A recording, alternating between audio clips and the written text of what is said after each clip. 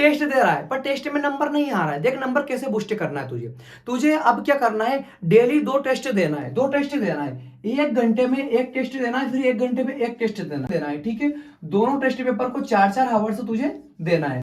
1 our में पूरा paper छांट कर लेना है तुझे। देख भाई, पेपर करने का सही तरीका पहले मैं तुझे बता देता हूँ। 3 कॉन्सेप्ट में अपना पेपर होता है भाई, ठीक है।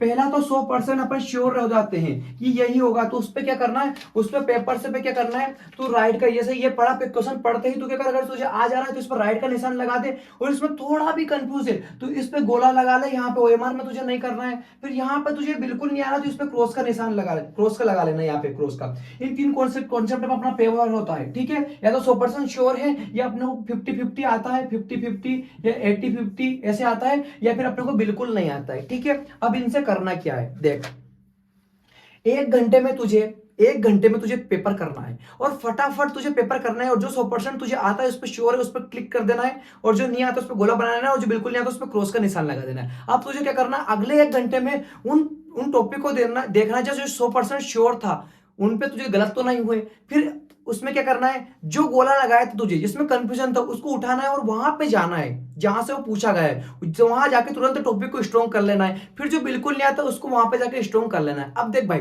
तुझे पता नहीं लग पा रहा है कि मुझे क्या आता है क्या नहीं आता है, उसका पता कैसा लगेगा। 1 घंटे में टेस्ट दे फास्ट, और फिर जो गलतियां हुई है उनको वहां जाके देख जहां से क्वेश्चन से पूछा गया है। उससे क्या होगा, हाथों हाथ तुझे उस चैप्टर का पता लग जाएगा कि यहां से मेरा क्लियर है। जैसे कि एक चैप्टर है, एक चैप्टर में से 2 क्वेश्चन तो तेरे सही हो रहे हैं और 2 क्वेश्चन तेरे गलत हो रहे हैं। अब तू देख 2 क्वेश्चन मेरे कौन से टॉपिक के सही हो रहे हैं, वो टॉपिक तेरे स्ट्रॉन्ग है, लेकिन 2 क्वेश्चन तेरे जिस टॉपिक से गलत हो रहे हैं वो टॉपिक तेरे वीक है। तो उन्हीं टॉपिक पे फोकस कर।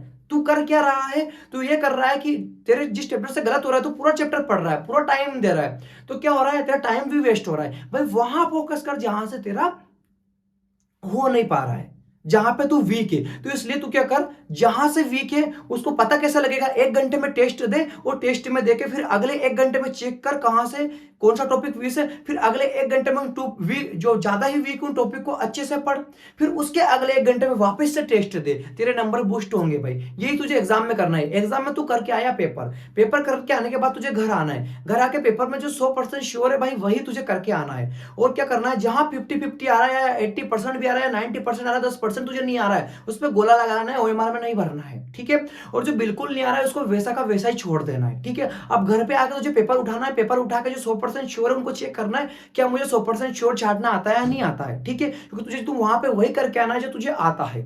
फिर क्या करना है, फिर भाई जो तुझे कंफ्यूजन था उनको देखना है कि मैं क्यों कंफ्यूजन था, तुझे बिल्कुल नहीं आता है उनको देखना है मेरे को बिल्कुल क्यों नहीं आता है। इससे तेरे को यह पता लगेगा भाई कि मुझे कौन से चैप्टर में कितने टॉपिक्स आता है, कौन सा कितना नहीं आता है। अब सेकंड सबसे इंपॉर्टेंट रूल क्या है, देख भाई तू चेक तो कर लेगा, अब क्या करना, जिन टॉपिक से हमेशा से PYQ पूछे जा रहे हैं उन टॉपिक्स से अगर तेरे टेस्ट में गलती हो रही है तो भाई उसको अच्छे से स्ट्रॉन्ग बनाना है। और भाई जिनसे अभी तक PYQ नहीं पूछे गए उससे अगर तेरे गलत हो रहा है तो भाई तो नॉर्मल रहना 20% ही लोड लेना, 80% लोड मत लेना, ठीक है। थोड़ा थोड़ा पढ़ लेना, लेकिन भाई जहां से हर बार PYQ पूछे जा रहा है और उससे अगर टेस्ट में तेरे गलत हो रहा है तो तुझे अच्छे से करना पड़ेगा, ठीक है भाई। ये रूल तुझे अपनाना है, बहुत अच्छे से तेरे नंबर बूस्ट हो जाएंगे, ठीक है।